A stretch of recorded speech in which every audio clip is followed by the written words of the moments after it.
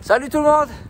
Je vais vous présenter une sorte d'image, de parabole pour comprendre quelque chose sur nous, sur le côté spirituel des humains. Regardez, nous sommes un peu comme cet arbre là, vous le voyez? On est là, on pousse tranquille, mais on n'a pas conscience de tout. On a conscience des choses qui se passent dans la terre, des choses qui se passent dans l'air, du temps et tout ça, mais pas tellement du monde des humains qui ont bâti cette baraque, qui ont fait tout ça. Et puis moi, en tant que propriétaire, jardinier, ou voilà, tout ça, moi j'ai conscience des deux mondes, voilà. Et du coup, ce qui se passe, c'est que j'aimerais parler à cet arbre. J'aimerais lui dire, écoute mon gaillard, on va couper là, on va couper dans le mur, et puis du coup, tes branches sont au chemin. Et si tu restes là, tu vas te faire meuler. Meuler, attends, je t'explique. Regarde ce que c'est meuler. Il y a un mec là-bas, justement.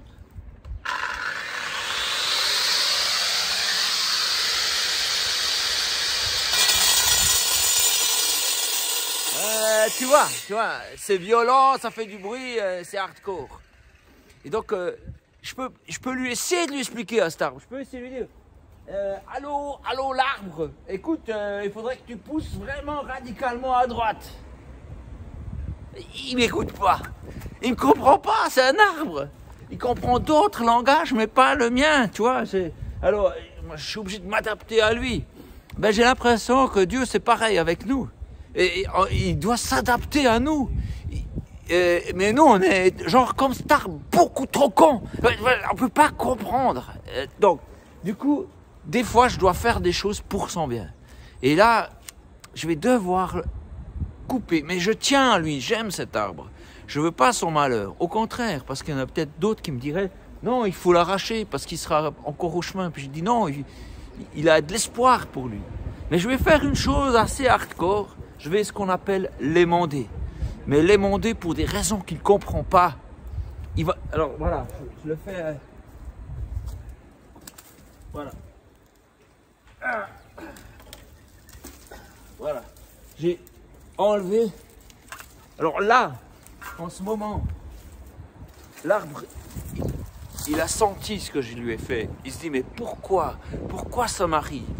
Pourquoi le jardinier qui est si bon avec moi a permis une chose aussi horrible? Puis en fait, je suis obligé d'aller plus loin. Je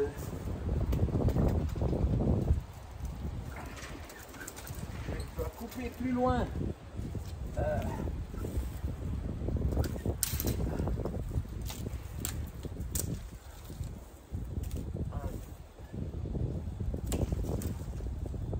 Vous voyez?